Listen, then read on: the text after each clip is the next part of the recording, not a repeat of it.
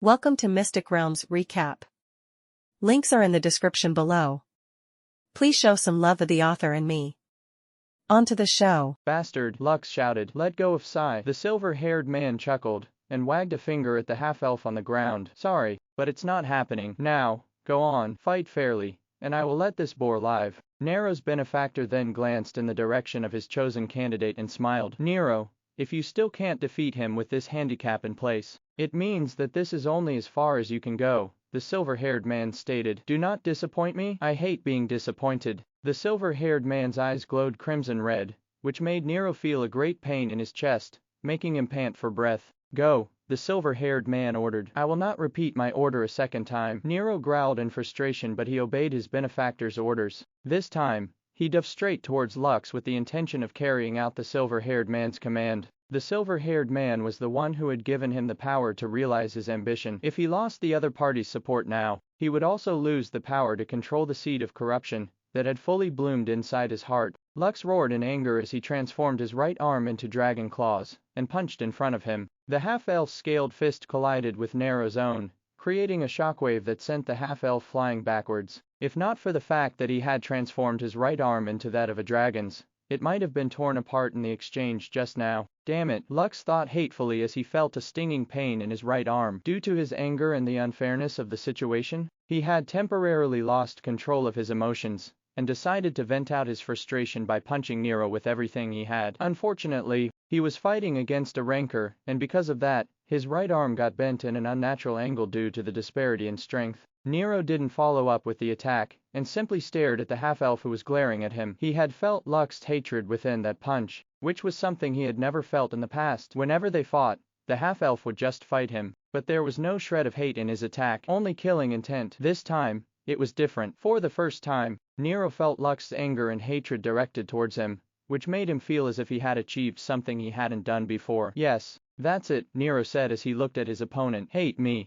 just as much as I hate you. For some reason, Nero felt a great joy in his heart after he felt Lux's great anger and hatred towards him. This was something that Nero had not felt in a long time, and it made him want to make Lux feel the same hatred he felt when the half-elf stole everything away from him. Nero then stomped his right foot on the ground and reappeared beside Lux in order to deliver a punch to his chest. However, this time, the half-elf teleported a short distance away from him and summoned several spinning blades that attacked his opponent from his blind spot. Unfortunately, Nero transformed himself into a black lightning bolt and evaded Lux's attack with ease. Bravo! The silver-haired man clapped his hands in amusement. Now, this is a fight I want to see. Due to the difference in ranks, Nero had now full advantage of the battle and attacked Lux relentlessly, sending the half-elf flying each time one of his attacks connected. Orion, who couldn't bear to see his master suffer, attacked at the same time Pazuzu did. However, both of them were too slow to hit Nero, and the rancor didn't have any trouble dodging their attacks. Annoying insects, you should just disappear. Nero smashed Orion's head with his foot,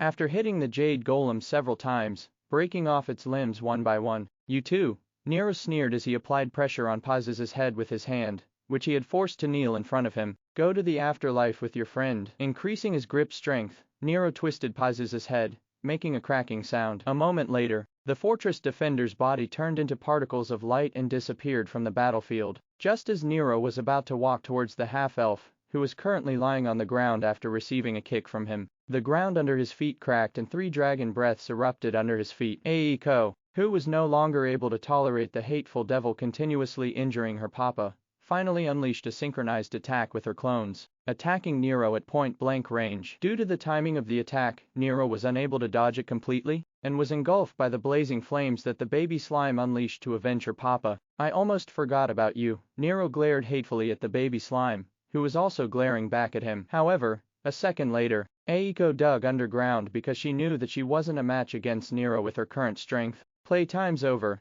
Lux growled as he held the dragon token firmly in his left hand. He could still tolerate the beating that Nero was giving him, but Aiko was one of his reverse scales. The baby slime had already died once in the past, and her death had caused his fiancée, Iris, grief beyond words, making him vow that he wouldn't let the same thing happen again. After seeing that Sai was being used as a hostage, and his baby slime was about to be killed in front of his eyes, the half-elf no longer cared about the consequences, and used one of his trump cards. A crystal dragon hovered above the half-elf, and its gaze landed on the silver-haired man in the distance, whose eyes widened in shock. Earlier, he sensed that there was something in the dungeon that could threaten his life, but because of lack of evidence, he decided to kidnap Sai and force Lux to fight against Nero with a handicap. Now that the half-elf had summoned the crystal dragon, who for some reason had transformed into an Argonaut rank world boss, the silver-haired man finally understood where the feeling of dread was coming from. Kiaza, I'll let you deal with him, Lux ordered. But, before that,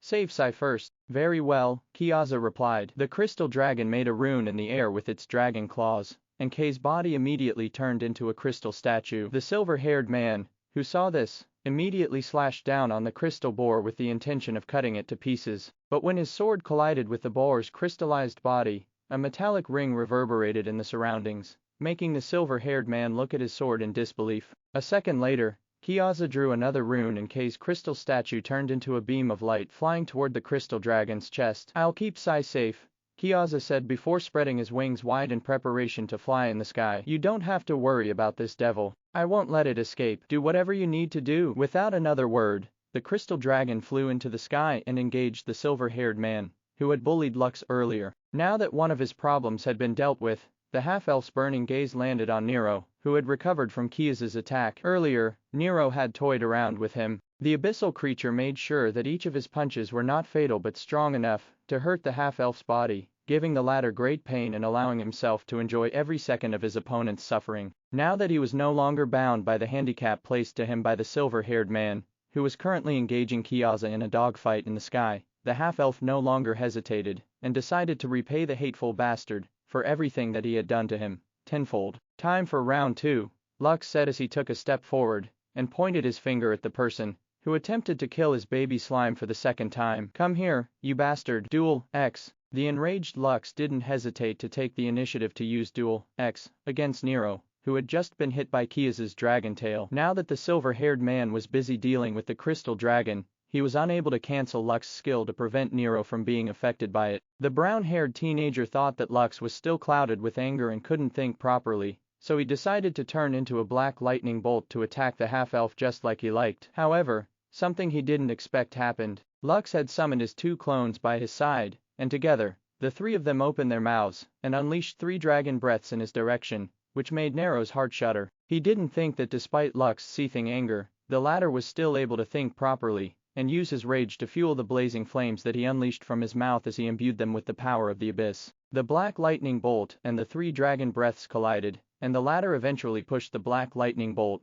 back dozens of meters away before it exploded. Nero threw up a mouthful of black blood as his body crashed towards the ground after receiving Lux's devastating attack head-on. However, before he could even prop himself up from the ground, he felt another strong attraction forcing him to exchange blows with the half-elf, who was now preparing to fire another dragon breath in his direction. However, it was not only 3 dragon breaths, it was 6. Aiko and her clones appeared beside her papa and opened their mouths wide. The baby slime had really wanted to punish Nero for hurting her papa, so after Lux had fired the first shot, she decided to join him and ordered one of her clones to activate the skill, Duel X, as soon as possible. And no, Nero screamed internally as his body moved against his will. However, he was only able to take a few steps forward before the 6 dragon breaths collided against him, which made him feel as if he had been run over by a truck. Although he was now a ranker and Lux was a great apostle, the difference in ranks didn't hold that much of an advantage against the half-elf, because he had the ability to force his opponents to attack him,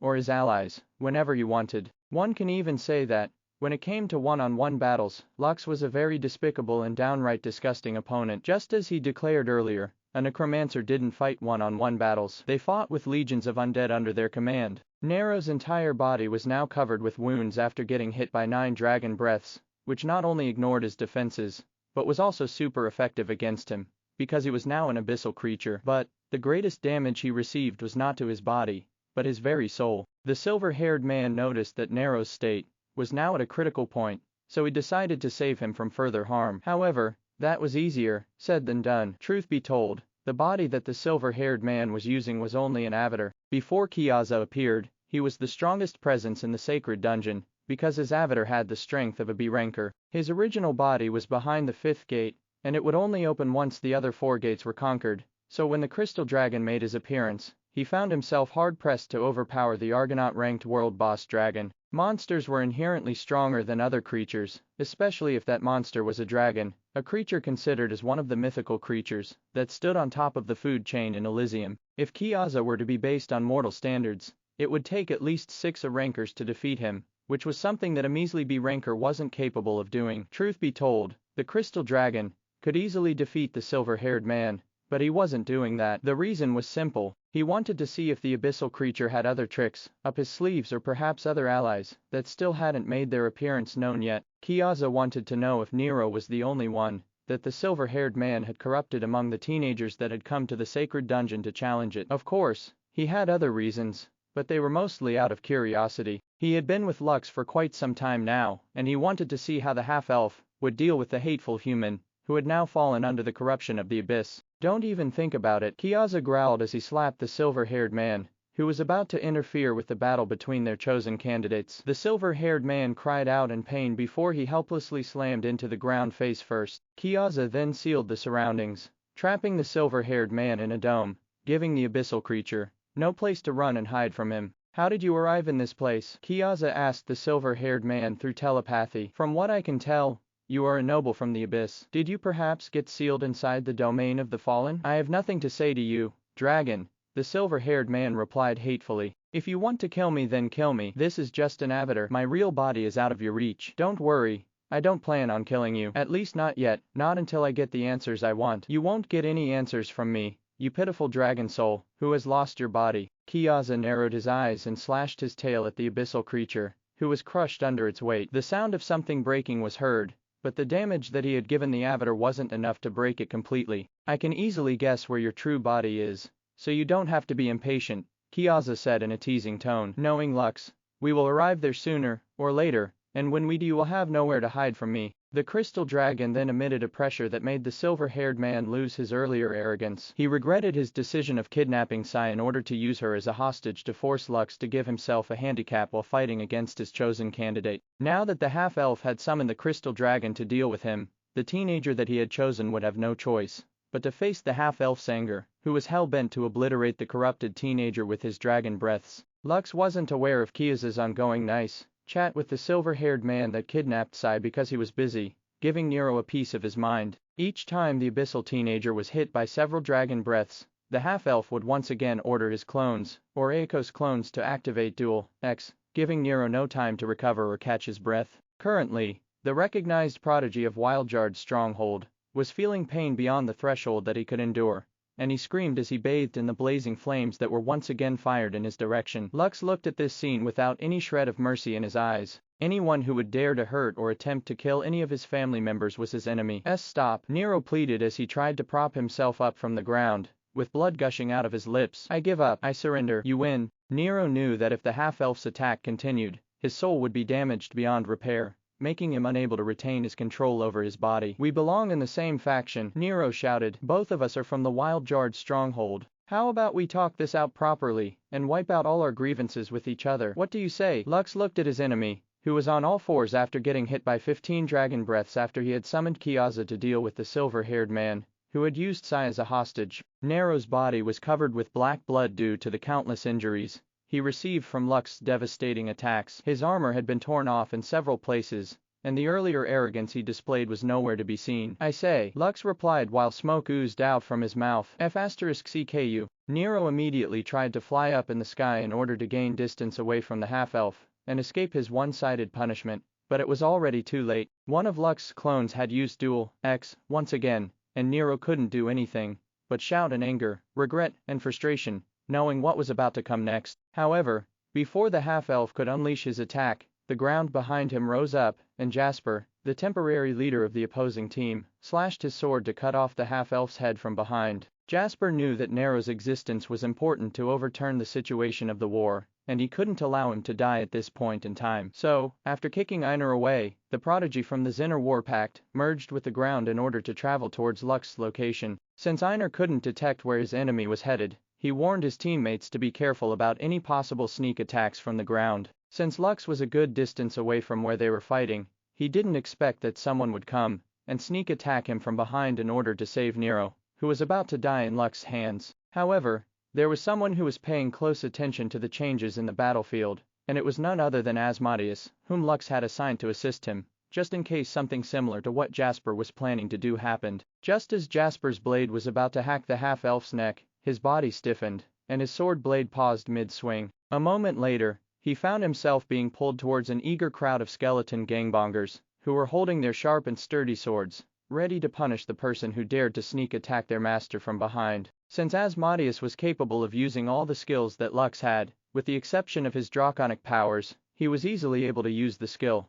Dual X to force Jasper to attack him. The blonde-haired teenager's face immediately became grim when he understood what had just happened to him. Asmodeus stood with his arms crossed over his chest, while Morpheus, Death Tyrant, and Lazarus, Great Flame Skull, hovered beside him, eyeing the fear-stricken teenager with contempt. "Gangbang time," one of the skeleton gangbangers shouted before charging towards Jasper with his sword raised high. The hundreds of skeleton gangbangers, who were similar to rugby players, who were dead set on pinning down the person that was holding the ball, followed. "Inu-woo-woo," a blood-curdling scream escaped Jasper's lips as he tried to protect himself from the hundreds of rank 4 skeleton gangbangers, who were about to screw him 100 times over. Kekik pun intended. As an initiate, he was several times stronger than the skeletons that had charged towards him en masse. Unfortunately, he didn't have full control of his body, and helplessly ran towards Asmodeus, who was at the very rear of the formation. Although the blonde-haired teenager was able to hack and dismantle dozens of undead warriors, there were simply too many for him to fight, which resulted in him being overwhelmed by their numbers. After getting pinned to the ground, Jasper was stabbed repeatedly by countless swords, making him cry out in pain. Even so, the skeleton gangbangers didn't show him any mercy, and gave the pitiful teenager a taste of what it was like to fight against hundreds of undead all by himself. "Man, that looks sick," Lazarus commented after seeing Jasper's pitiful state. "And very painful as well. Dear God, the poor boy's backside is nothing more than a tenderized piece of meat. What a very painful way to die." Asmodeus nodded before rubbing his chin. "The skeleton gangbangers are a different breed of undead. In fact, I think Master is the only necromancer in Elysium and Solais who has skeleton gangbangers under his command. I'm afraid that when that child returns to Elysium, he will awaken with a different kind of fetish due to this experience. Welp, that's what he gets for trying to kill our master. I think he got the easy way out, don't you think so?" Lazarus and Morpheus both nodded their heads in agreement. However, the representatives of the different factions, who were watching Jasper's current situation from outside the domain of the fallen, had complicated expressions on their faces. The teenagers, on the other hand, subconsciously covered their backside with their hands as they looked at the projection of the distressed prodigy from the Zinner War Pact. If it were them, they would have already committed suicide in order to escape such a punishment that could potentially haunt them for the rest of their lives. On that day, all the teenagers vowed to never, ever, antagonize Lux again. After seeing what the half-elf was capable of doing, they decided that, whatever would happen in the future, they would stick with him, even if he kicked them out of his party the next time they challenged the hell difficulty of the sacred dungeon. After 2 agonizing minutes, Jasper reappeared outside the gate of the domain of the fallen. His body was covered with wounds,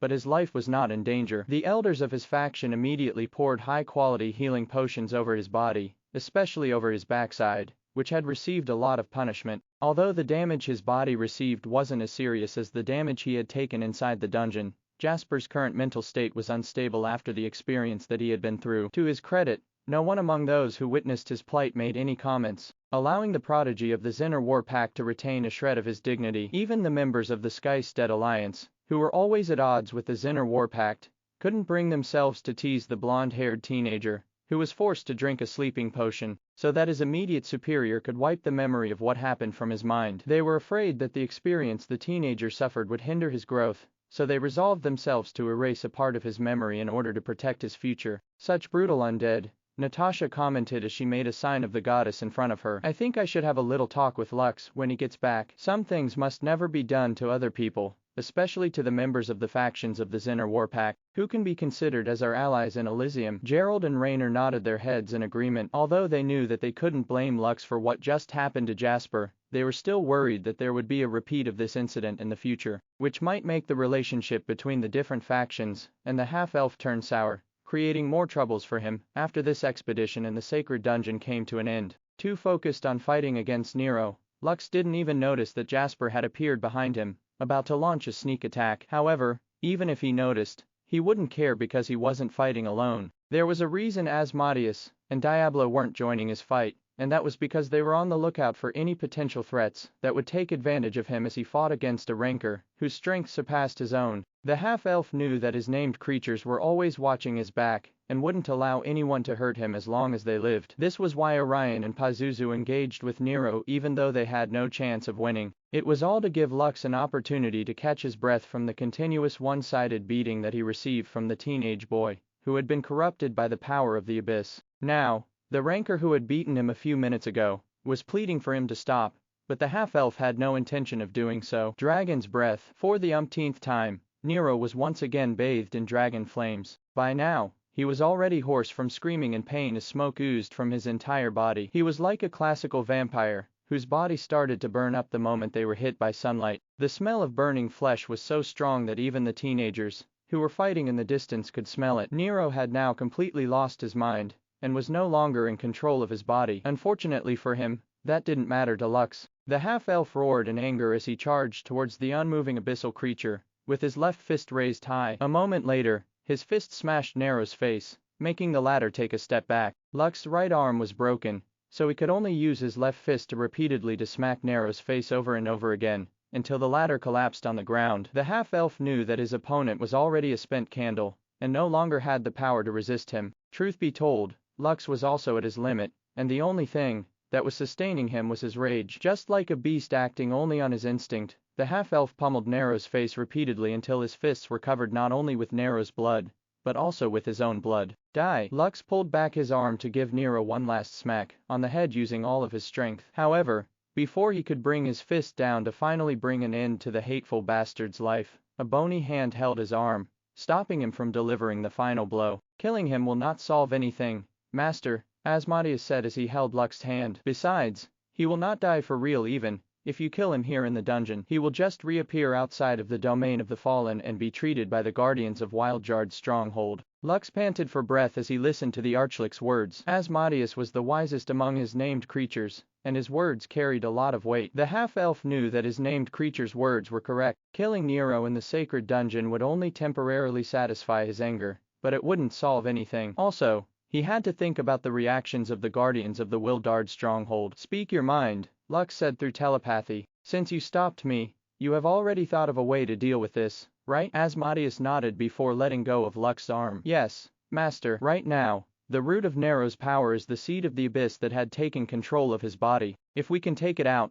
not only will he lose one of his powers, we can also gain something from it. You're quite ambitious, Asmodeus. Do you have a way to do what you were proposing? I don't, but there might be someone who will be able to help us. The Archlick then shifted his gaze on the crystal dragon, who was crushing the silver-haired man with his clawed hand, making the latter scream in pain. As if sensing his gaze, Kiaza glanced in Lux's direction and gave the half-elf a mischievous smirk. I overheard your talk a moment ago, Kiaza said, which made Lux and Asmodeus' bodies stiffen. Don't worry, we're all on the same side, so it's fine even if I eavesdrop in your conversation every now and then. Lux and Asmodeus were very tempted to say, it isn't fine, but since they were going to ask Kiaza for a favor, they kept their mouths shut and just waited for the crystal dragon to continue speaking. I can indeed take out the seed of the abyss from that brat, Kiaza stated. However, the seed that is fully bloomed in a person's heart will immediately die after it had been taken from the body of its host. For me, this is such a waste. So, I have a proposal to make. The crystal dragon then completely crushed the silver-haired man in his clawed hand, making the latter turn into particles of light. After that he descended from the sky and landed beside Lux and the unconscious Nero. My proposal is to transfer the seed of the abyss to a new host, Kiaza stated, and I have the perfect candidate for it. Lux and Asmodeus exchanged a glance at each other before shifting their attention back to the crystal dragon, who had a devilish smile on his face. Who is that candidate? Lux asked. Kiaza chuckled before pointing at the baby slime, who had just crawled up on the top of Lux's head, where she belonged. No, Lux shook his head firmly. I refuse to transfer the seed of the abyss to Eiko. I'd rather destroy it before that happens. Calm down and don't jump to conclusions, Kiaza said as he gave Lux a mischievous gaze. I'm not saying that we'll transfer the seed of the abyss to Eiko's body. I'm saying that Eiko has someone that could use the power of the abyss to its fullest potential. The first one to realize what Kiaza was referring to was none other than Eiko, who immediately spat a corpse out of her mouth. Lux and Asmodeus looked down on Second's body, whose upper body, especially the face, had suffered from third-degree burns. He didn't look like someone who had a quick and painless death. Even his pained expression was still etched on his face, proving how excruciating his death was. When Aiko stored Second's body inside of her, the vice-general had just died, so the corpse was still quite fresh, warm even, just like Lux's coffin, Blackfire, which could store dead and near-dead humanoid creatures inside of it. The baby slime's spatial storage worked the same way. She could even store living bodies inside of her, as long as the latter agreed to be swallowed up by her, or was unable to resist being swallowed by her. I'm sure you will reanimate him sooner or later, so why not do it now? Kyaza said as the tip of his draconic claw pricked Nero's chest, making the latter's body start twitching. A few seconds later, the crystal dragon raised its claw, and sticking to it was a black gem. If one looked closely, they would be able to see a faint crimson glow at its center, pulsing like a heartbeat. Kyaza then unceremoniously pricked Second's chest, embedding the seed of the abyss in the dead body's heart. As if sensing that it only had one option in order to live, the black gem hurriedly turned into a black liquid and merged with Second's heart. The dead man's heart then turned black as ink as the power of the abyss took complete control over it. Make him your subordinate before the seed of the abyss takes full control of his body, Kyaza stated. As long as you do that, you will be able to gain another powerful underling, who will have the same power Nero had before his power was taken away from him. Lux nodded and began to use his skill, Animate Undead, on Second's body. The crystal dragon was right. He already planned on turning Second as one of his subordinates, but he was thinking of waiting until he reached the initiate rank before doing so. However, since an opportunity presented itself, he thought that it would truly be a waste if he didn't take this chance to get a strong subordinate that had the power of the abyss. Several rows of text appeared in front of Lux, which made the half-elf pause for a bit. This was the first time that he had seen this prompt, and found it quite to his liking. You are attempting to revive a dead body that has a high chance of evolving into a unique creature. Choose which group you plan to register this unique creature. Choice 1,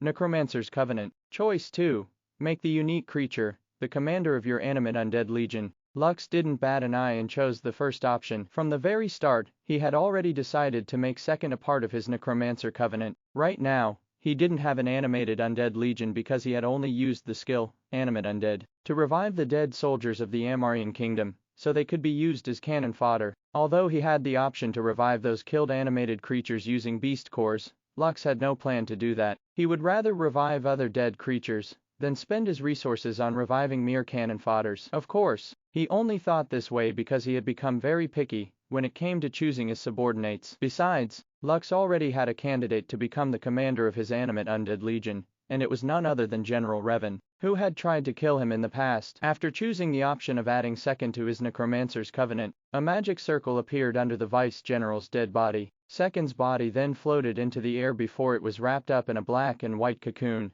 that gave it a very sinister presence. 2 minutes later, the cocoon cracked, and a creature that Lux had never seen before in his life emerged. It looked very much like a devil with 2 crimson horns coming out of the top of his head, but the most distinguishing feature of this creature was the crescent blade-like weapons protruding from his arms. Just a glance was enough to tell him that these 2 blades were attached to the creature's body, making it known that this was a creature that specialized in close combat. Also, another unique trait of this creature was that half of its body, from head to toe, was black, and the other half was white. The 2 eagle-like wings on its back were the same color as their respective side of the body. It reminded Lux of the concept of yin and yang back in his old world. His interest was piqued, making him look at this creature with great curiosity. As soon as the creature's feet landed on the ground, it immediately knelt down like a knight and bowed his head respectfully towards his master. Please bestow a name upon me, master, the creature said in a calm and respectful manner. Lux looked at the information of the newly born creature in his soul book,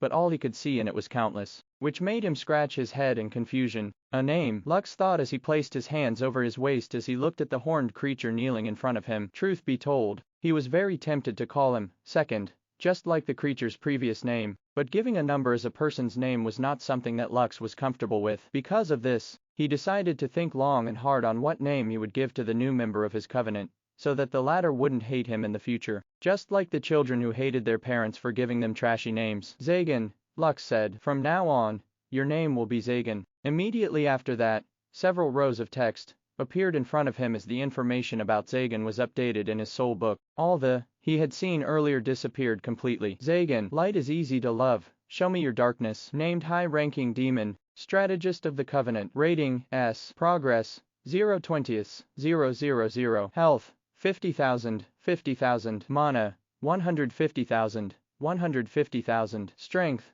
500, intelligence, 500, vitality, 250, agility, 1000, dexterity, 250, unique skill, shield breaker, X, yin yang / X, dual, X, active skill, summon blood golem, black lightning bolts, lightning steps, blink teleport, lightning slash, double fury slash, sky high rush, passive skill, lightning reflexes, levitate, unique ability, counterfighter, able to turn water into wine, and wine into water, can transform any metal into coins, and coins into metal, example, turning gold into a gold coin, and reverting a gold coin to gold in its natural form, less than shield breaker, X, greater than, able to break any kind of barrier, whether it be physical or magical in nature, without fail, less than yin yang / X, greater than, a powerful attack using the power of yin and yang. This attack is especially effective when fighting against demons and abyssal creatures. Summon blood golem. When fighting in the battlefield, one can merge the blood of the dead to form a blood golem.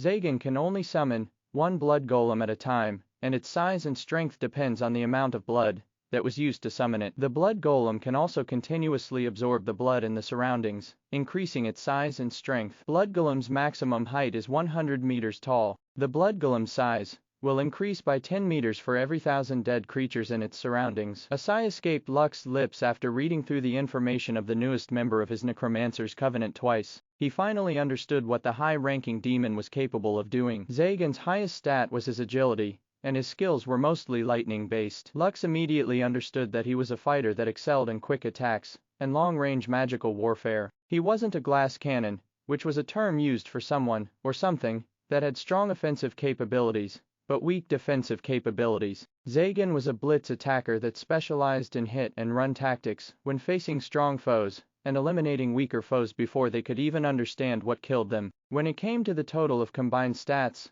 Lazarus and Zagan's stats were higher when compared to Diablo, Ishtar, Pazuzu, and Orion. The reason for this was that Lux named creatures weren't in their final evolutions. Lazarus was in its fully evolved state, which was a great flame skull, and Zagan was a unique creature that had been birthed through the power of the abyss, making him stronger than ordinary monsters, and putting him on par with dragons. Thank you for the name, Master, Zagan said. I will treasure it for eternity. Lux nodded his head before shifting his gaze to Nero, who had reverted to his human form, now that the seed of the abyss had been removed. He didn't care if the guildmaster of the Storm Dragons Guild would hate him more once he found out that his powers had been taken away from him. The next time you get in my way, I will kill you for real, Lux said. I've already given you enough chances to live. You are only alive now because of the care that was given to me by the people of Wildjard's stronghold. There won't be a next time. Lux then turned around to walk away. Zagan then used the blade protruding from his arm to stab Nero's chest, piercing his heart and killing the brown-haired teenager once and for all. As Nero's body turned into particles of light behind his back, Lux raised his hand and summoned his undead army, including Pazuzu and Orion, who had died protecting him earlier. Kill the remnants of Jasper's team, Lux ordered. Leave none alive. Lux's subordinates then spread out to assist Einar and the others, who were fighting against the initiates from Jasper's team. Kiaza, who had already accomplished his mission, chuckled and returned to the dragon token in Lux's possession. He had no intention of joining the war because he was confident that Lux could handle everything on his own. Just like how the silver-haired man had chosen Nero to be his candidate, Kiaza had chosen Lux to be his candidate. In order to let him grow and reach greater heights, he didn't want the half-elf to rely on his strength too much when facing difficult challenges. Also, Lux could only summon him one more time. Until then, Kiaza would remain inside the dragon token and watch the half-elf's adventures before he dealt with the loose ends that he had left behind in the draconic kingdom of Karshvar Draconis. A flash of light appeared, and Nero's body materialized at the entrance of the gate of the domain of the fallen. Raynor immediately ran to his side and checked his condition. He had been very anxious ever since he saw that Nero had fallen into the corruption of the abyss, and had been racking his mind to think of all possible ways he might be able to help the latter reverse his condition. He knew that there was a high possibility that Nero would be captured alive or, Worse, executed the moment he left the domain of the fallen because abyssal creatures were the mortal enemies of Elysians. Natasha also appeared by his side to help diagnose Nero's current situation. After some initial checks, the two were surprised because they couldn't find a single trace of abyssal powers inside Nero's body, which made the two of them breathe a sigh of relief. The last thing they saw was Lux fighting against Nero. What happened afterwards was unclear because the other representatives of the different factions were engaged in a fight against each other, preventing them from seeing what was happening between the half-elf and the abyssal teenager, who had challenged him to a duel. Fortunately, the worst-case scenario didn't happen. Natasha patted her chest after double-checking Nero's condition. Although the teenage boy was unconscious and had suffered some serious injuries, his life wasn't in danger. Gerald, on the other hand, stood beside the two with his arms crossed over his chest, standing in the way of the members of the Zinner War Pact and the Skystead Alliance, who also wanted to check on Nero's condition. Step aside, Commander Gerald, one of the rankers that belonged to the Skystead Alliance, said. Although this kid belongs to your faction, abyssal creatures must be dealt with as soon as possible. And if I refuse? Gerald asked back. Do you even need to ask? The ranker from the Skystead Alliance sneered. However, before he could even do anything, a hand rested on his shoulder, holding him in place. Calm down, friend. Aaron, who was the highest commanding officer at the site, said with a smile. There's no need to be violent. I'm sure that Commander Gerald also understands our concern. Let them check Nero's condition first. We can inspect him after his superiors have gotten a good look at him. Oh, of course, Sir Aaron, the ranker stuttered. We will do as you say. The Vahan Empire was the leader of the Skystead Alliance, so no one would dare to disobey the order of Emperor Andreas' right-hand man. Truth be told, all the rankers at the entrance of the domain of the fallen had already spread their senses towards the unconscious boy that was lying on the ground, but they couldn't detect any abyssal power coming from his body. 15 minutes later, Raynor tapped Gerald's shoulder and gave him a brief nod. Gerald then glanced behind him to look at Nero, who was undergoing a healing treatment by Natasha. Seeing that the guildmaster of their subsidiary guild seemed to have returned to his normal self, Gerald moved aside and allowed the other rankers to check Nero's condition. A few minutes later, all of them returned to the only two projections remaining on the wall, which was being shared by Einar, the barbarian prince, and Malcolm of the Vahan Empire. The defeated teenagers weren't berated by their superiors, but the disappointment on their elders' faces was enough to make them feel ashamed with the outcome of their mission. They knew that they would be getting a harsh and long nagging when they returned to their respective kingdoms, but for now, they stared at the projections with solemn expressions on their faces. They wanted to see the outcome of the war, and whether Lux and his team would emerge triumphant. Truth be told, none of them want to see Lux and his teammates win. They were also hoping that the rankers of the Amarian army would kill them all, so the Gate of Conquest would remain unconquered. But they all had a feeling that what they were hoping for was just wishful thinking. At the Great Plains inside the Gate of Conquest, that's about all of them, I think, Einar said after killing the last member of Jasper's team with his axe. Lux checked his soul book and used its map function to confirm if there were any nearby hostile enemies around them, but he saw nothing suspicious. I think so too, Lux replied as he glanced at his allies, who had suffered different levels of injuries. Right now, they were only apostles, with the exception of Val, who could transform into an alpha giant spider, and Malcolm, who had been an initiate from the start. Keen, Einar, and Henrietta had several wounds on their bodies, and were currently treating themselves with potions. Aiko had summoned her angel and water slime to help heal their teammates, which the three injured people happily accepted. They were still at war, so the sooner they could return to their peak the better. Keen and Val, I need a favor, Lux said after the two had recovered a bit after getting their treatment. I didn't know if you noticed it earlier, but a silver-haired B-ranker appeared when I was fighting with Nero. He took Sai as hostage in order to force me to not fight with my full power against Nero. Since he managed to successfully kidnap Sai, I'm afraid that Xander might have suffered serious injuries. Can you return to the Yellen camp first and check if he is fine? You can take YT, Angel Slime, and Mara, Water Slime, with you. Both of them have the power to heal, so if the injury isn't too serious, they will be able to patch Xander up in no time. Keen glanced at the boar, who was currently being carried by Orion, before shifting his gaze back to Lux and nodding his head. Okay, Keen replied. We'll see what we can do. Thank you. Lux nodded. All of them knew that there was a possibility that Xander had died under the hands of the B-ranker that captured Sai, but none of them said this out loud because they didn't want to think negatively. Rejoin us once you have checked his condition, Lux stated before looking in the distance where several spells were raining down from the sky, and various explosions were erupting in the background. We will be joining the war for now. Keen and Val nodded their heads and summoned their mounts. Val had exhausted himself from helping his teammates survive the clash against the initiates, so he couldn't transform into his spider form for the time being. If not for him, Keen, Val, and Henrietta might have already been eliminated by their opponents, whose ranks and power surpassed their own. All of the representatives that the different factions had sent on this mission were prodigies of their respective kingdoms. They were not pushovers, and their skills were the real deal. The mere fact that none of Lux's original members were killed was already a miracle, and it was only thanks to their teamwork that they were able to emerge victorious against their enemies. "Let's go," Lux said as he summoned Jed to return to the front lines of the war. "Let's finish what we started." Finally, Einar said as he also summoned his saber-toothed tiger. "Let's conquer this dungeon as well. Just make sure you don't kick the bucket," Malcolm chided. "Who knows, you might be the first to die." Einar just chuckled after hearing Malcolm's remark. The barbarian prince knew that although Malcolm had become their enemy in the past, the last representative of the Vahan Empire was more serious about clearing this dungeon than any of them. This was Malcolm's last chance in order to leave a good impression on Emperor Andreas,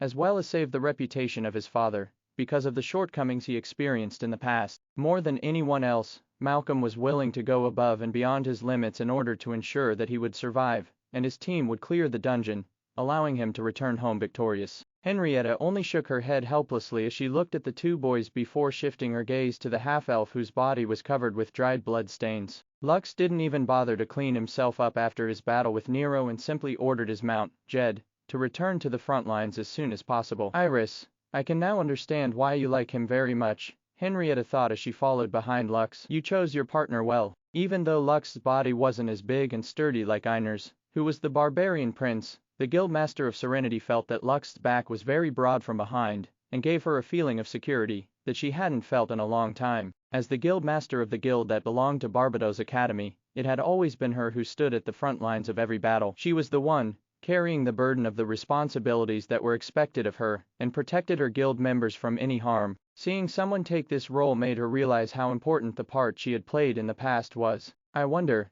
did Iris and my guildmates feel this way when they looked at my back whenever we did dangerous missions together?" Henrietta mused as she urged her four-tailed fox mount to follow their temporary leader in this expedition. "It's quite unfortunate that I didn't meet you sooner." Henrietta sighed in her heart. She had already been engaged by her family to one of the most outstanding young men of their generation. Because of this, she could no longer entertain the fancy of sharing that strong and broad back with her close friend, Iris, who had become Lux's fiancée. For the time being, Henrietta set this matter aside because there were more important issues to attend to. The war was nearing its conclusion, and she wanted to be there to see if she and her teammates could conquer the Gate of Conquest and gain the rewards that were promised to all of them. When Lux and Nero left to fight their duel, the Amarian army took this opportunity to attack the Yellen army. Their main concern was Lux's corpse explosion skill, which gave them a sort of invisible pressure that weighed on their hearts. They even hoped that Nero would be able to kill the half-elf, so they would no longer need to worry about him. Since they were all busy fighting against each other,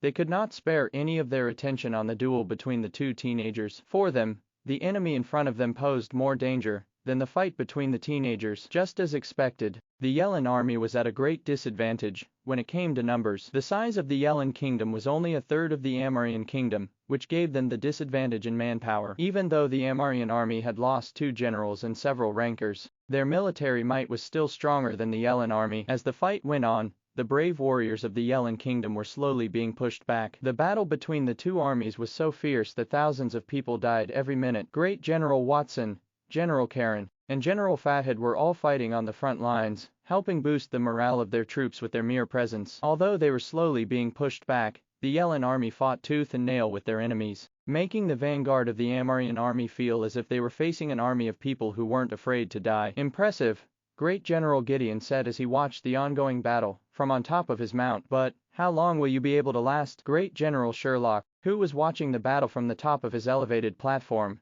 narrowed his eyes because he understood that the Amarian army's advance was slowly gaining momentum. "Should I give the order to retreat?" Great General Sherlock thought. Just as he had made up his mind to order a retreat, he saw something out of the corner of his eye. A dust cloud could be seen in the distance, and from its size, he could tell that there were at least a few hundred riders headed in their direction. Great General Gideon also noticed this sudden change in the battlefield and frowned. It's coming from the direction where Nero and that half-elf had their duel, Great General Gideon mused. Is their fight over already? Great General Gideon was very confident that the one who would emerge victorious in the duel was none other than Nero. After all, the latter was a ranker, and his opponent was a mere grade apostle. Even so, his sixth sense was telling him that the approaching dust cloud was very suspicious, so he ordered the soldiers on the leftmost flank of their army to take a defensive position. When the dust cloud neared their location, Great General Gideon and Great General Sherlock were finally able to see what kind of riders were approaching their ongoing battle. Skeleton riders. Both great generals gasped,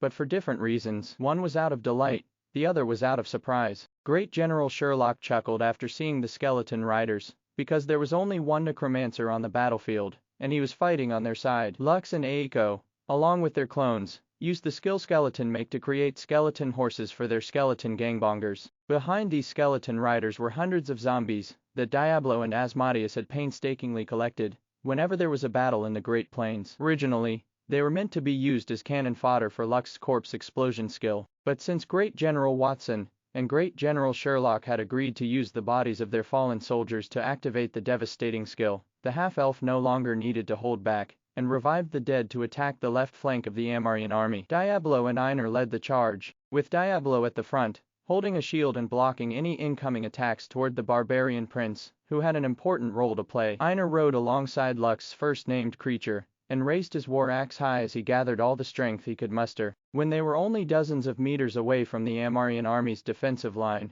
Diablo moved to the side, giving Einar space to unleash his strongest attack. Stormbreaker. Einar roared as he threw his war axe, which was imbued by the power of flames, into his enemies. The war axe flew so fast like a cannonball, and headed straight towards the Amarian defenders, who had all raised their shields to block the incoming attack. When the axe collided with the shield of the defenders, it created a powerful explosion, sending everyone at the front flying backwards, and pushing the rest to the side, due to the power behind the force in Einar's attack. Before the Amarian soldiers could even close the gap that was left open by their injured comrades, the cavalry of undead, led by Diablo, arrived in front of them, and tore through their ranks like a bowling ball hitting several bowling pins. I almost forgot that all of these skeleton gangbangers are rank 4 monsters, Einar mused as he raised his hand to call his axe back to him. Also, that Death Knight is not so simple. Fortunately, I am on the same side as them. After helping Diablo and the skeleton riders break through the Amarian defenses, Einar returned to where Lux was observing the battlefield. He was confident in his strength, and he believed that as long as he wasn't fighting against a ranker, he would be able to fight anyone without suffering a loss. However,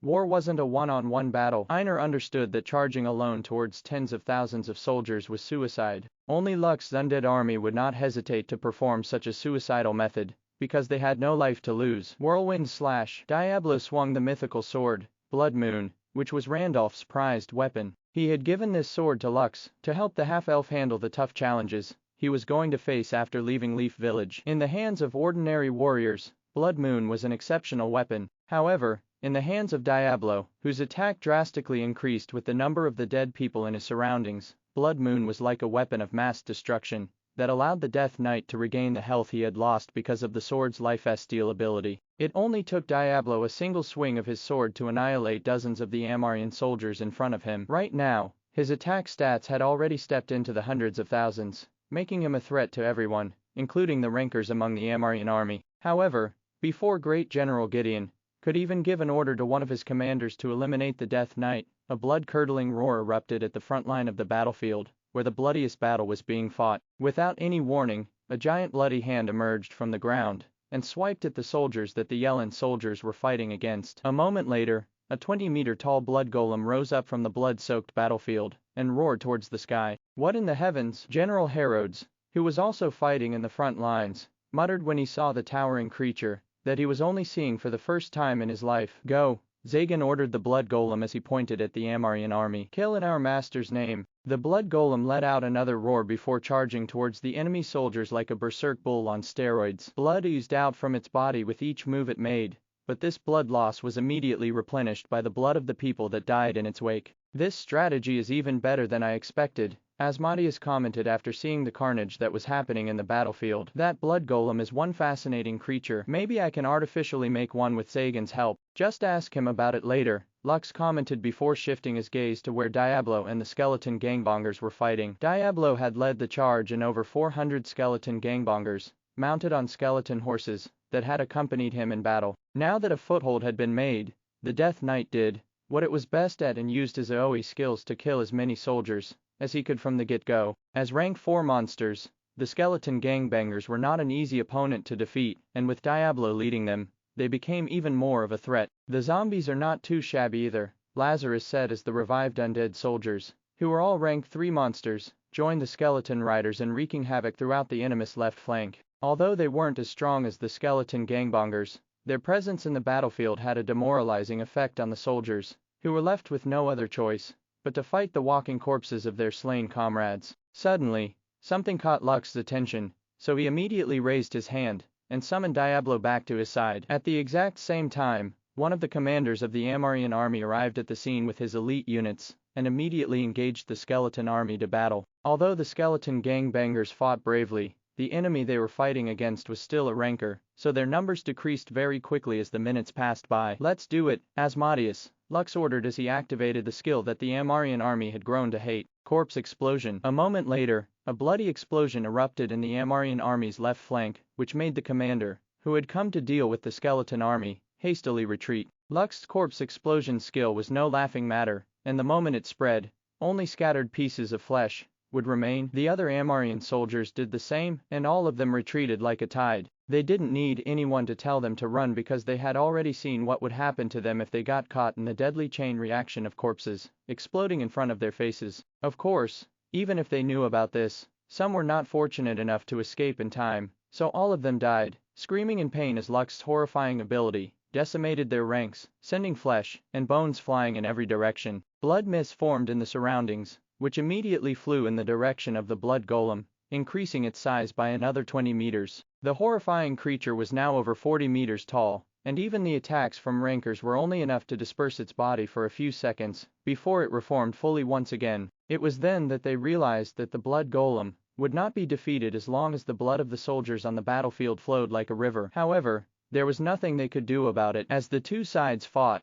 more people died, and the stronger the blood golem became. Lux finally understood why only one blood golem could remain active on the battlefield. Having more than one didn't necessarily mean that it would be more effective on the battlefield. In fact, more blood golems would only split the amount of blood in the battlefield and slow the rate they could grow into their fullest potential. It is quite unfortunate that we can only summon a blood golem in large-scale wars, Lux said. Summoning it in normal battles would not have the same effect as it is having now. Asmodeus nodded his head in agreement to his master's words. Still, having one is better than not having any, Zagan stated as he landed beside Lux. Master, the way I see it, we will need to use more drastic measures in order to tilt the battle in our favor. We may have stalled the Amarian army by a bit, but after they regain their composure, the Yellen army will be pushed back again. While they are still reeling from our show of force, we need to concentrate our forces on one side and distract their high-level fighters, giving the Yellen army time to breathe. Lux nodded before summoning his soul book.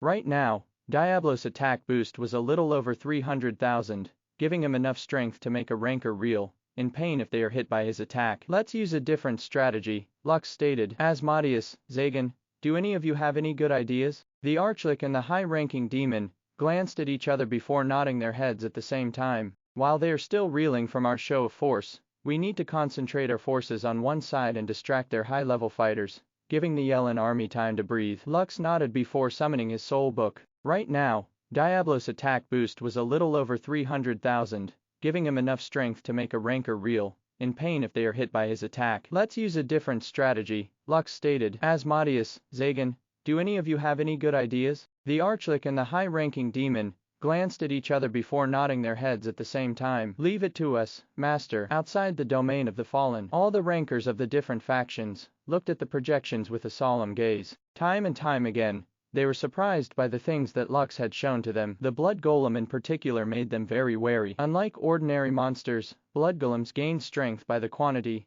and quality of the blood that they absorb in battle. Right now, Lux's blood golem had grown into a Daimyo's ranked world boss, which could only be defeated by a team of rankers or an army that numbered in the tens of thousands. The problem with this arrangement was that the Yellen army would not allow any of the rankers to team up and destroy the giant abomination that was fighting for them. Great General Watson, General Karen, and General Fahad were guarding the blood golem closely, thwarting any attempts by the enemy rankers to disperse it completely. The only thing they could do was to unleash long-range attacks that would blow the golem's body parts off. However, these destroyed parts would reform again as more people died on the battlefield. Perhaps the only time a blood golem could be stopped was when the two armies stopped fighting and allowed one side to attack the golem freely, giving it no opportunity to replenish the blood that it had lost. Perhaps we should have killed this brat in the Vahan Empire when we still had the chance. Aaron frowned after seeing Lux's performance in the Gate of Conquest. Letting him grow might get in the way of my emperor's ambition. In the past,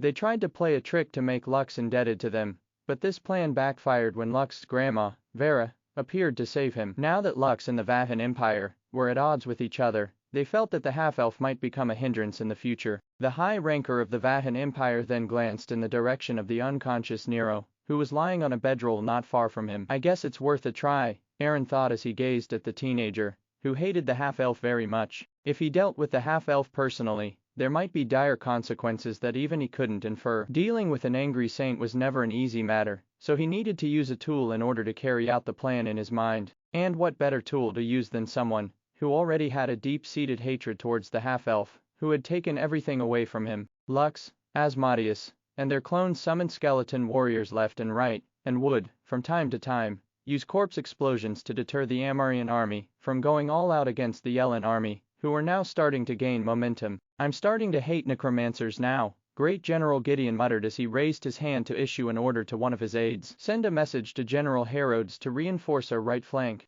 Also, tell the clerics to focus on setting up barriers to contain the spread of the corpse explosions. Yes, Great General. The aide bowed his head respectfully before carrying out the orders given to him. Aside from the skeleton gangbangers, skeleton grand archers, and skeleton mages, the rock golems had also joined the battle. The rock golems' main role wasn't to join the vanguard in battle, but to throw big boulders behind the enemy lines to break the formation of the Amarian army. Although they weren't as numerous as the skeleton army, which numbered in the hundreds, they were still 60 golems strong. These mobile catapults that kept on using the skill rock throw were formidable in their own right, and the Amarian army couldn't do anything about it. Lux had positioned these rock golems behind the blood golem, who had now breached the enemy's formation. The Amarian army was forced to choose between the abomination in front of them and the rock golems that were throwing giant rocks over their heads. Making a decision was simple. The blood golem was the immediate threat that towered above them and was also easier to attack compared to the rock golems that were throwing rocks from a safe distance away. General Herodes,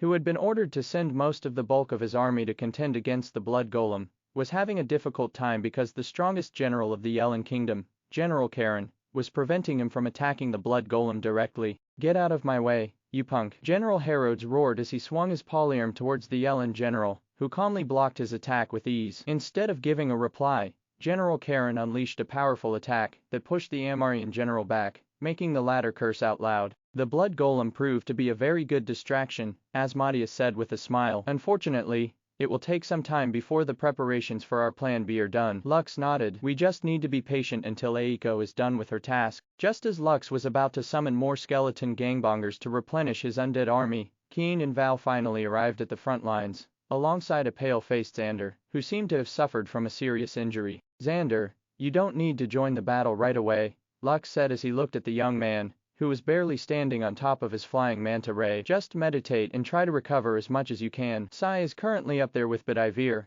so you don't have to worry about her safety. Xander raised his head to look at the wind dragon, who was hovering at the rear of the Yellen army. Not far away from Bedivere, the Griffin riders of the Amarian army, as well as the Hailgriff riders of the Yellen army, were having a bloodbath in the skies of the battlefield. Lux had ordered Bedivere to stay at the back of the formation, so that they wouldn't be targeted by the Griffin brigade and be put in danger. As an extra precaution, Ishtar, who was currently riding a griffin that Lux had stolen from the Amarian army, was by their side and keeping watch for anyone foolish enough to head in their direction. Fall 0W current novels on N.O.V. 3L.B. in Co. M. Keen, Val, you can go and assist Einar and Malcolm at the front lines, Lux stated. Make sure that those two don't kick the bucket. Keen and Val smirked, knowing that Lux was just joking. As long as Einar and Malcolm didn't find themselves facing off against a ranker, the two of them would not die so easily. Even so, since they were itching to join the battle, the two didn't hesitate and regrouped with their teammates. How about you? Lux asked Henrietta, who was standing beside him. Aren't you going to join the battle? The corner of Henrietta's lips rose before replying to Lux's question. My mission is to keep watch over you, Henrietta replied. It is the headmaster's orders, so I can't leave even if I wanted to. Lux scratched his head because Henrietta's answer was foolproof. Right now, Iris, Alexander, and Alicia were probably watching him, so he decided to just let Henrietta do what she wanted. Also, he didn't mind letting the purple-haired beauty stay by his side. The battle was getting more fierce with each passing minute, and he didn't want her to die accidentally due to any unexpected twists and turns. As for the others, Lux believed that they wouldn't allow themselves to die, especially now that they were so close in completing their mission. What are you thinking right now? The sudden question that came from behind him broke Lux out of his daze. A lot of things, Lux replied, but I'm sure that Great General Sherlock is thinking more than I am. The gnome smiled after hearing Lux's reply. He was very happy that Lux had decided to join their faction. The mere thought of facing the half-elf's undead army was enough to give the Great General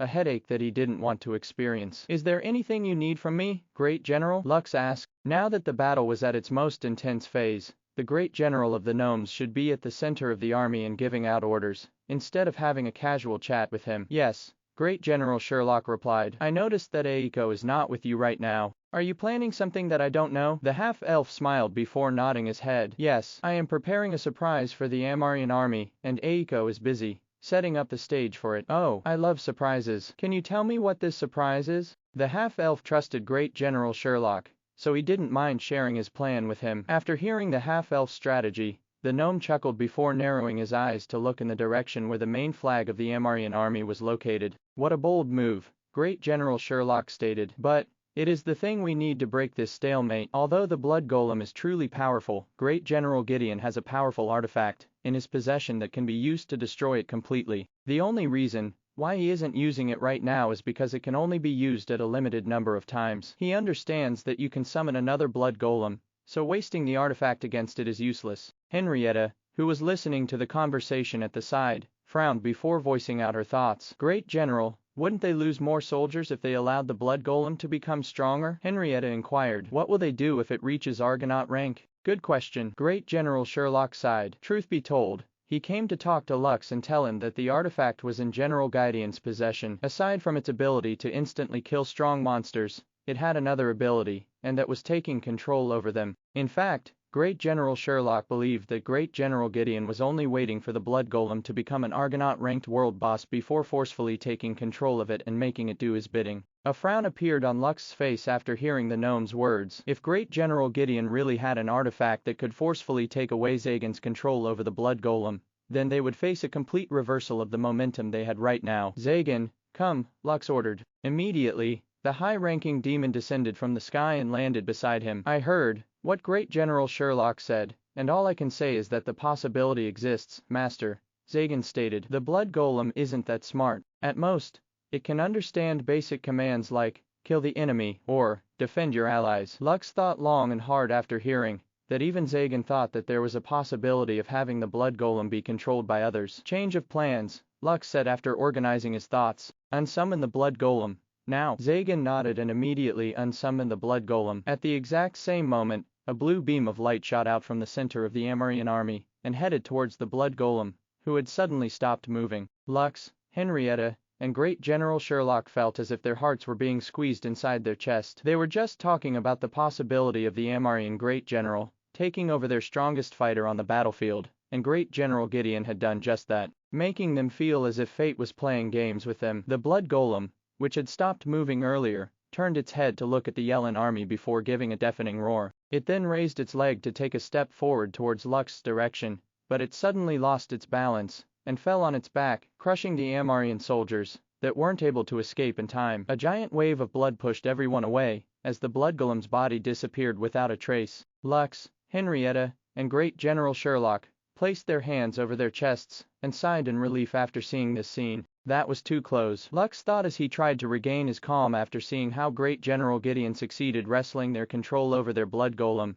and making it one of his lackeys. Zagan looked at this scene with a calm look on his face, but deep inside, he was feeling a bit annoyed. After all, someone had tried to manipulate his own summon into fighting against his allies. Because of that, he was now holding a personal grudge against the great general of the opposing army. Fortunately, you were able to unsummon it in time. Great General Sherlock wiped the cold sweat that appeared on his forehead after almost seeing a complete reversal of the situation on the battlefield. Lux, Henrietta, and Asmodeus shared his thoughts because this was indeed a close call. Dealing with an Argonaut-ranked world boss, especially a blood golem, that could regenerate endlessly, as long as it was on the battlefield, was a nightmare. Meanwhile, on the Amarian army's side, damn it, Great General Gideon cursed as his grip tightened over the golden chalice in his hand. What happened? He had patiently waited for the blood golem to reach the rank he wanted before activating their kingdom's national treasure, which had a very high chance of taking control of any kind of monster that was Argonaut ranked and below. Great General Gideon planned to give Lux, as well as the Yellen army, a lesson they wouldn't forget, so he waited and endured the loss of the lives of his men in order to reverse their current situation. The golden chalice, which was also called Clemens, the chalice of reversal, could only be used a limited number of times. Having failed his attempt to take control of the blood golem, the artifact had lost one of its precious charges, leaving only 2 behind. This also meant that Clemens could only be used 2 more times to take control of any Argonaut-ranked creature before it was destroyed completely. Before Great General Gideon could even vent out his frustration, the ground underneath their feet shook. The soldiers at the center of the Amarian army's formation did their best to remain standing and keep their balance. A few seconds later, the ground under their feet collapsed, creating a giant sinkhole, making the soldiers, who were standing on solid ground a minute ago, fall helplessly without even understanding what happened. Great General Gideon was also caught up by the sudden turn of events, and his mount fell into the giant hole that suddenly appeared under their feet. Due to the suddenness of the situation, the great general's grip on the artifact loosened, making him drop their kingdom's national treasure. Oh, no! Great General Gideon hurriedly stretched out his arm to grab the golden chalice that had fallen from his grip. However, at that exact moment, something almost round and golden swallowed the golden chalice in front of him. Before the great general could even process what had just happened, the golden baby slime, Fei, used a skill called Solar Flare, emitting a flash of light, which momentarily blinded the Amarian great general. Fei, Aiko shouted before using her skill, Entangling Vines, to summon several vines that Fei could use as a foothold in order to run in her direction. Truth be told, Fei had moved subconsciously after sensing a legendary artifact that she could steal for her master, Sai, nearby. When the golden baby slime came to her senses, she had already eaten the golden chalice and was looking straight at the great general of the Amarian army. Fei immediately used Solar Flare in desperation because she knew that this was the only skill that would allow her to gain a few precious seconds to escape. Aiko's voice reached her just in time,